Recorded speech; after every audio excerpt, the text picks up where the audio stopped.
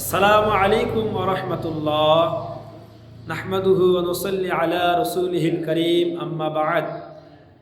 সমস্ত প্রশংসা আল্লাহ সুবহানাহু ওয়া তাআলার জন্য। আলহামদুলিল্লাহ, দরুদ ও সালাম বর্ষিত আমাদের প্রিয় নবী মুহাম্মদ রাসূলুল্লাহ সাল্লাল্লাহু আলাইহি ওয়াসাল্লামের প্রতি।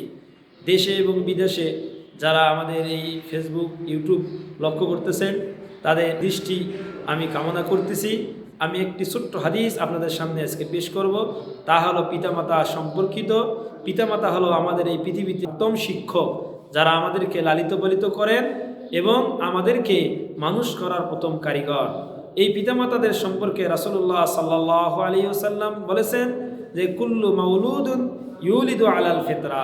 পিতামাতাদের লক্ষ্য করে বললেন, তোমাদের প্রত্যেকটা শিশুকে আল্লাহ রাব্বুল আলামিন ইসলামের উপরে, ফিতরার উপরে জন্মগ্রহণ করান।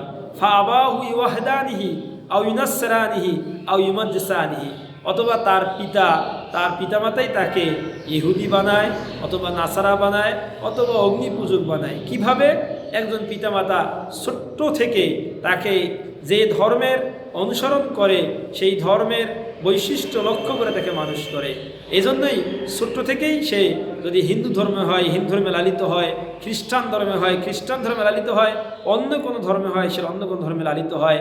আর আল্লাহ রাসূল সাল্লাল্লাহু আলাইহি ওয়াসাল্লাম বলেন, যারা মুসলিম প্রত্যেকটা শিশুকে যদি ছোট্ট থেকেই মুসলমানের হালতে তাকে রেডি করা হয়, তৈরি করা হয়, তাহলে অবশ্যই সেই ছোট্ট কাল থেকে সে মুসলিম হবে, মুমিন হবে এবং সেই পিতামাতার নেক সন্তান সে পরিগণিত হবে।